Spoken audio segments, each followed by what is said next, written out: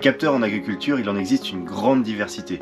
On a des capteurs de météo, des capteurs de température pour suivre par exemple la température d'une botte de foin. On a des capteurs de débitmètre, des capteurs compteurs d'eau, compteurs d'électricité, des capteurs de pesée aussi, etc. Il faut reconnaître que les capteurs, quand ils sont connectés, c'est tout de suite mieux. On n'a pas besoin d'aller se déplacer pour prendre la mesure, premièrement. Et puis on peut rester chez soi du coup et puis voir l'évolution de la valeur, tracer une courbe assez facilement, on peut avoir l'historique comme ça. Un des gros avantages aussi, c'est de recevoir des alertes potentiellement directement sur son téléphone. Alors le problème, c'est qu'en agriculture, pour connecter un capteur, pour en faire un objet connecté, on va devoir utiliser un réseau, et il n'y a pas beaucoup de réseaux qui sont utilisés, parce que on va pas par exemple utiliser du Wi-Fi, ça sert à rien.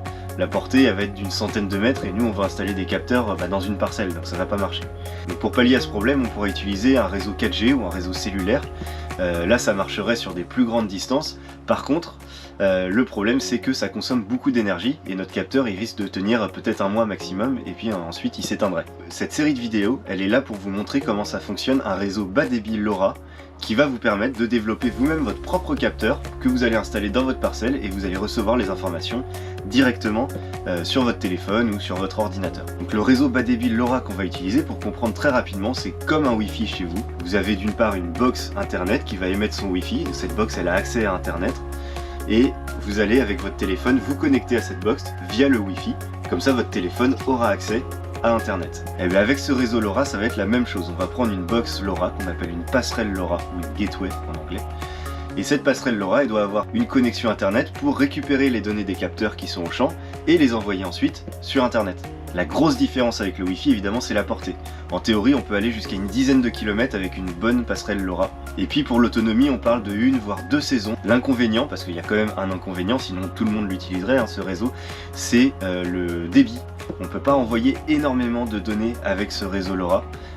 Une image c'est pas la peine, une vidéo c'est pas la peine non plus.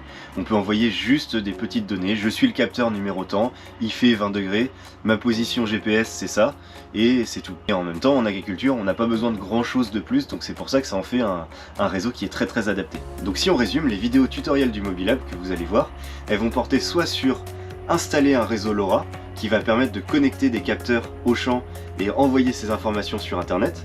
Elles vont porter aussi sur développer un capteur en tant que tel, un capteur qui va répondre au mieux à votre besoin. Vous verrez qu'il y a une grande diversité de capteurs.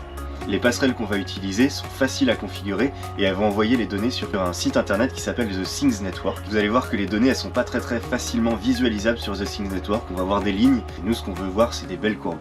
Et pour ça on va utiliser un dernier outil qui s'appelle la console Mobilab, et la console Mobilab va permettre de visualiser, de gérer des alertes, etc. Allez c'est parti.